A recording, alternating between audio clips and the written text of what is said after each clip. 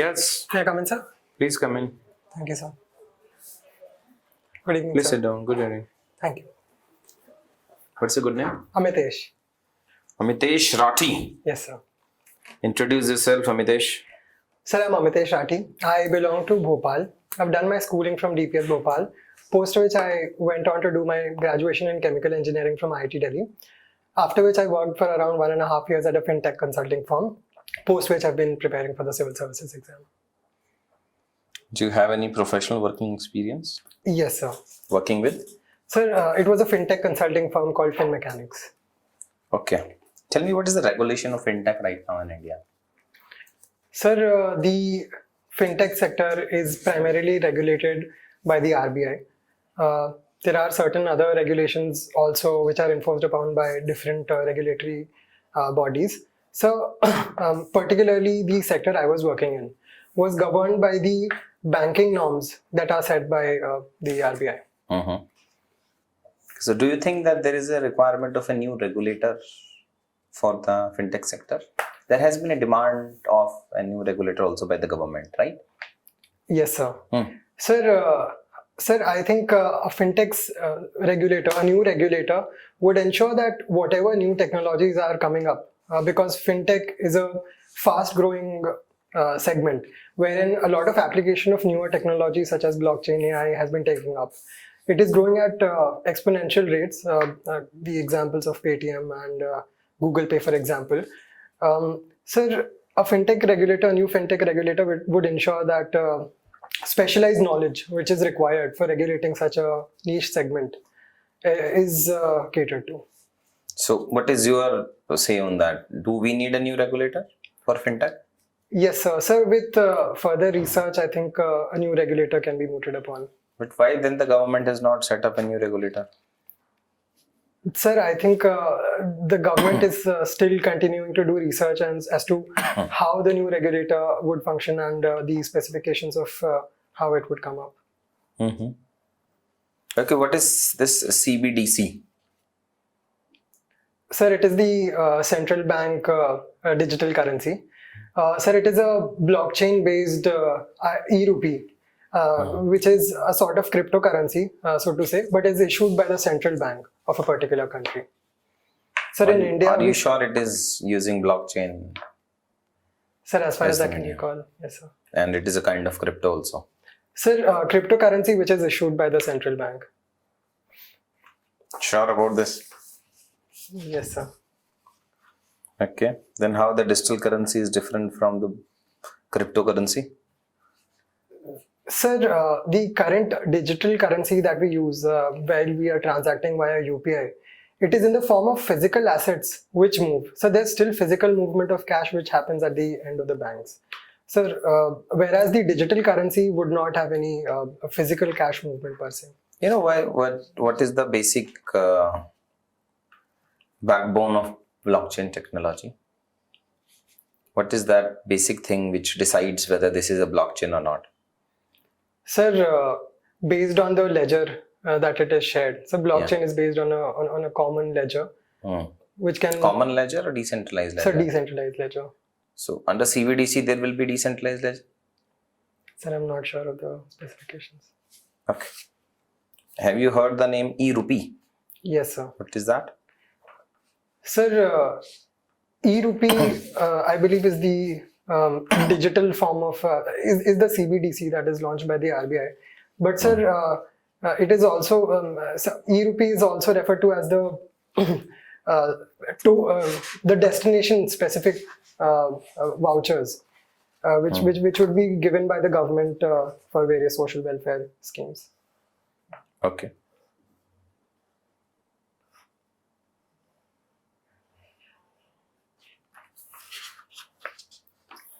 Okay, Amitesh. What is the meaning of your name? Sir, it means infinite. It means? Infinite. Never ending. Infinite. Okay.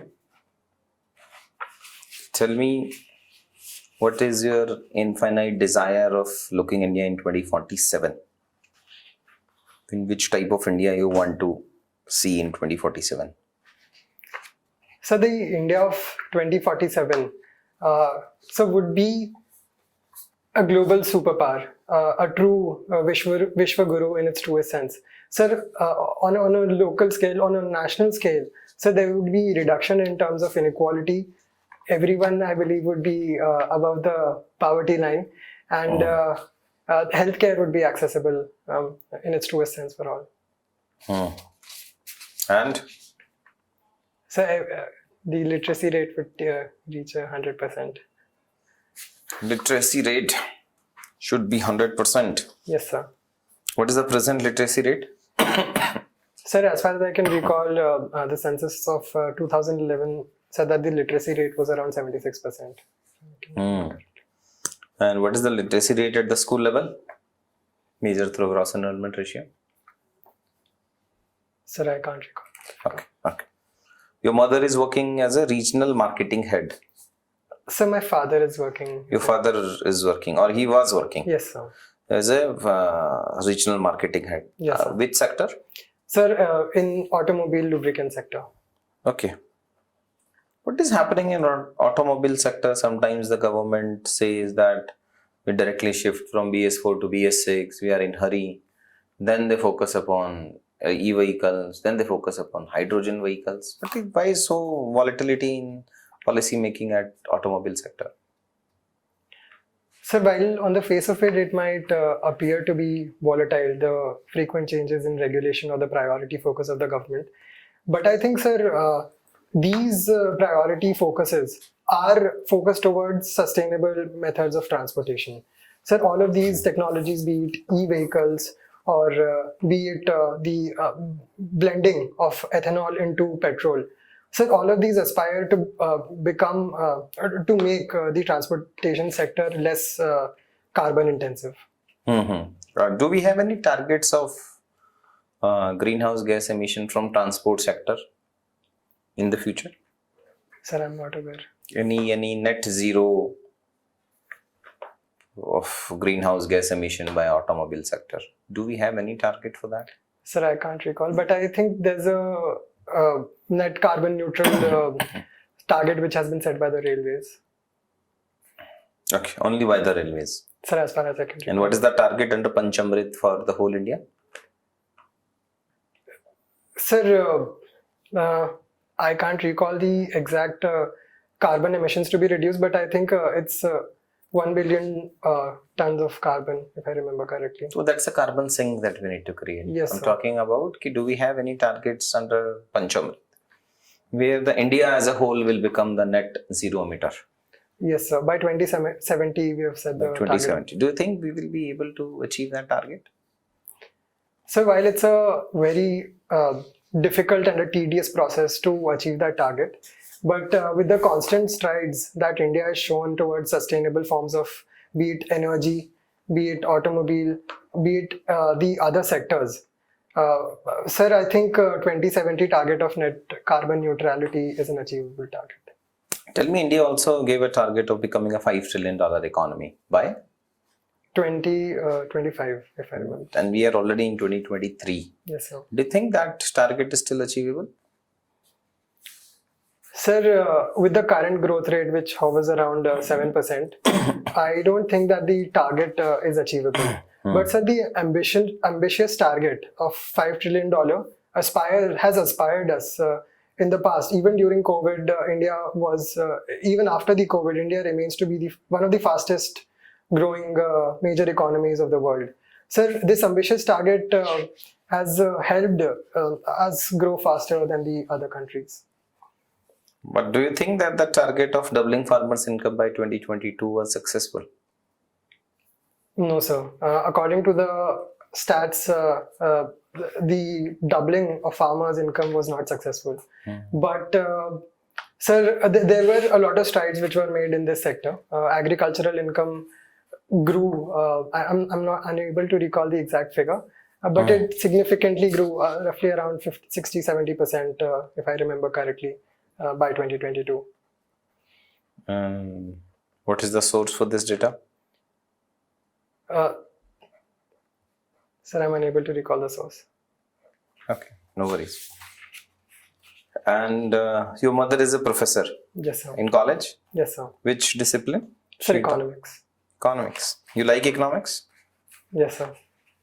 Okay.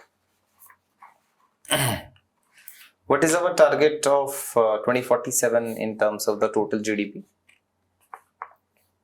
Sir, in one of the statements which was released by one of the ministers, the target was set to be around $40 trillion economy. $35 trillion.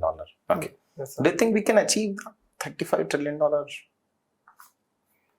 So while again it is a very ambitious target of achieving $35 trillion economy, so given that India continues to be one of the fastest growing nations, sir, that target, even though might not be achievable, but it will help us in moving forward with our different objectives that we have kept in mind. If it is not achievable, then why we are setting some such targets? Sir, such high ambitious target setting enables us to function more efficiently, enables us to work. But that also led to the continuity feeling of failure of not meeting the deadlines as well, right? Yes, sir. So while in the short term we feel like there might be failures on an every-day basis, but sir, overall when we see our growth, when we see that we are working towards a higher goal, sir, I think it motivates us further to improve ourselves every single day. So you are a chemical engineer Yes, sir. from IIT Delhi. Yes, sir. Why a lot of your friends from IIT are so interested into coming into services? Why? First tell me for yourself why you want to join services, and then tell me in general also. Sir, my motivation started right from childhood. My mother, working in the government setup, had interactions with a lot of civil servants. So from there, my inspiration towards working in the civil services grew. Sir, when I joined my college after working at the fintech firm at FinMechanics, I realized that my inclinations towards the civil services were more pertinent. And so that is when I decided to pursue civil services as my profession. So a lot of people from IITs generally try to get into civil services because of the kind of opportunities that civil services offers. So be it in forms of diversity, be it in terms of different challenges that the civil services profession throws at them. So a lot of people are motivated to work in this sector. Okay. Tell me the 3 most important virtues of a bureaucrat, according to you. So first would be a solution-driven approach. So do you want me to explain, or should I just list? No, just list down. Okay. So second would be innovative way of looking at things. So third would be an empathetical nature towards the other people. Okay, and not about integrity and all? So they are important. I would keep it as very important, sir. Okay. Tell us more about Bhopal. So Bhopal, as we know, is the state capital of Madhya Pradesh. It is the cleanest state capital in our country. Sir, it hosts a national park, 2 UNESCO World Heritage Sites in its vicinity, Sanchi and Bhimbetka, and also has the largest anthropological open-air museum of the world, Manav Sangrahalaya. Sir, it is also known as the City of Lakes, which has 18 lakes, out of which there are 3 major lakes. Sir, further, there is also a lot of museums, such as the the State Tribal Museum. There's a Regional Science Center, among others. Any famous cuisine of Bhopal? Yes, sir. So paya soup is very famous. Ek bottle chote pani lao. It's a non-vegetarian, right? Yes, sir.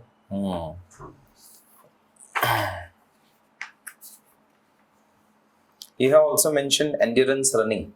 Yes. What is endurance running? Sir, endurance running is any form of running that we take up above the distance of 3 kilometers. Okay. And no, there is no maximum limit of that, right?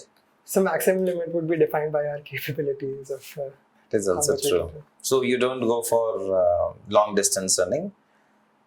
Sir, More than 15 kilometers, 20 kilometers, half marathons and marathons? Sir, I go for around 10 kilometers is the maximum distance I've ever run for. Okay, 10 kilometers. How this running is different from jogging? Sir, running would be at a slightly higher pace than that of jogging. What is that slightly higher? Is there any classification done by any international agency? Sir, I'm not aware of the exact. And how it is different from walking? So it would be in the terms of the type of gait, that we take while running is very different that of walking. No technical difference in terms of both legs not touching earth. Sir, I'm not aware. Have a glass of water. Okay.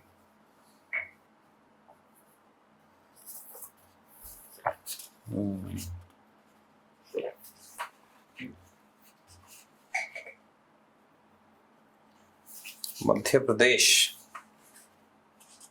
And Bhopal is also at almost the Madhya of Madhya Pradesh as well, right? Yes, sir. Tell me how Madhya Pradesh can get benefits from its geographical location. Sir, Madhya Pradesh is the second largest state of our country. So there's a lot of barren land which is not fit for cultivation. So this land can be used for promoting industries and specifically manufacturing sector. Sir, further there are a lot of minerals which are found in Madhya Pradesh, which can be used for setting up basic industries there. Sir, further, in some regions of Madhya Pradesh, such as the Bundelkhand region, sir, currently it is a barren land, but sir, with the Ken-Betwa linkages, Ken-Betwa interlinking of river, so the area is said to get more water, so which would make it more fertile for irrigation. Okay. Thik, I think my last question to you is there anything which you want to share with the panel members?